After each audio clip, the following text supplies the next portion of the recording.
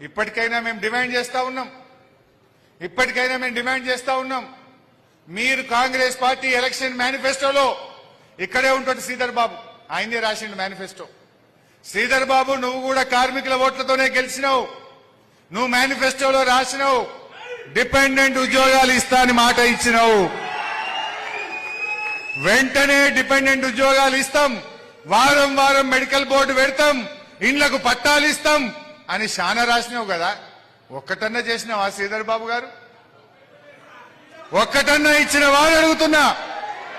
నీ మేనిఫెస్టోలో సింగరేణి కార్మికులకు ఇచ్చిన ఏ ఒక్క హామీ అయినా ఈ కాంగ్రెస్ అమలు చేసిందా అని నేను అడుగుతా ఉన్నా కార్మికుల పక్షాన. ఇప్పటికైనా మేల్కో, ఇప్పటికైనా కళ్ళు తెరువు. పెండింగ్ లో పెట్టినటువంటి వీటీసీ నియామక పత్రాలను వెంటనే ఇవ్వాలని డిమాండ్ చేస్తా ఉన్నాం. వెంటనే మెడికల్ బోర్డు నిర్వహించి కార్మికుల కుటుంబ సభ్యులకు కారుణ్య నియామకాలు చేపట్టాలని కూడా ఈ రోజు మేము డిమాండ్ చేస్తా ఉన్నాం. బూడిద స్కామ్ మీద విజిలెన్స్ ఎంక్వైరీ అయింది, రిపోర్ట్ బయటపెట్టు. దొంగలెవలో బయటపెట్టు.